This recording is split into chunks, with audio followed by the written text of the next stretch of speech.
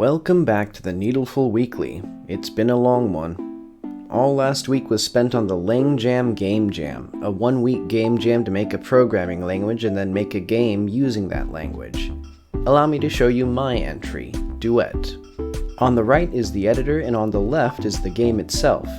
You can move and look around. That's it.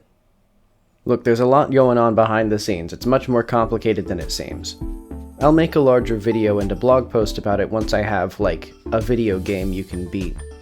Instead, I'll take some time to talk about the other entries. I spent about 5.5 hours on Sunday going through each of them. To give all of them time, I could only spend 5 to 8 minutes on each, and I had a timer on my phone enforcing that limit.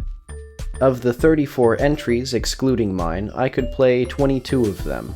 The others were mostly source code that I couldn't get building or running in time. But I played them in my mind palace by simulating the code directly. Nice game feel. There was quite a diversity of games and the languages created. The biggest group was C-like languages. I'm including Python-likes and JavaScript-likes in this category. Many others were DSLs for creating certain kinds of games. A few games had a programming language within the game, rather than being made in the custom language. Then there were a few other categories. Lisp-likes, assembler-likes, 2 spatial languages similar to Splatter, Space Pond, and a few that I couldn't categorize. But without further ado, I will now present the Needleful Game Awards. The award for Most Playable Game goes to Yendor. It was a fleshed-out programming game where you program a little avatar to navigate environments. I've played a handful of these games, and this one seems quite good. It was one of the 2 games where I cheated the timer to add a few more minutes, because I was just about to get my little guy navigating rooms with exits in any corner. The prettiest game goes to Hot Honey Loop. The game is just Pong, but what I find fascinating is the spiral in the background. It's not just decoration, it's visualizing the program, showing how values are used throughout the loop. It's an interesting chart and beautifully colored to boot. Most Programmable Language goes to Sui. I couldn't get the game built and running in time, but the language itself is quite impressive for just a week. It's a nice-looking systems language that compiles down to C. It's one that I can see people seriously using. Most Novel Language goes to Relational SMT Runner Game. I have no idea how to use it, but this is a scripting language for a game and a logic programming language you can query for information.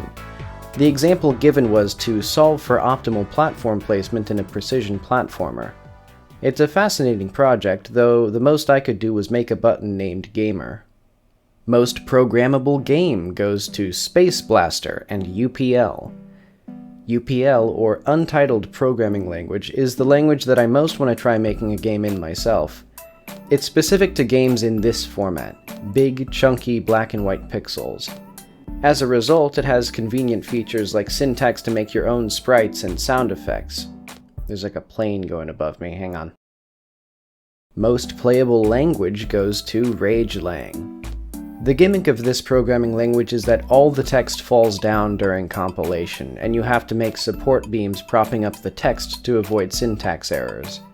The website and editor are very polished, making it easy to try it out. Those are my main awards. Congrats to the winners. You will be receiving nothing. And here's my honorable mentions. Box Times Space gets the Most Printable Game Award. Onion gets the Lisp with Operators Award. I'm just saying, McCarthy had a point when he made Lisp too. Unnamed Shipbuilder Game gets the Most Anticipated Game Award. If I could figure out how to build an OCaml game on Windows, I'd love to try it.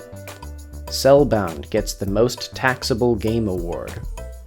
Shmup8 and Metastructure tie for the Cool Shaders Award. And that concludes the award ceremony. I'll be back to my normal streaming schedule and work on Duet in my spare time, at least to make the game I designed for the jam. I enjoy working on programming heavy things like this, but they're also some of my most unwatchable streams. But stay tuned for more info on Duet and everything else I'm working on. See you later.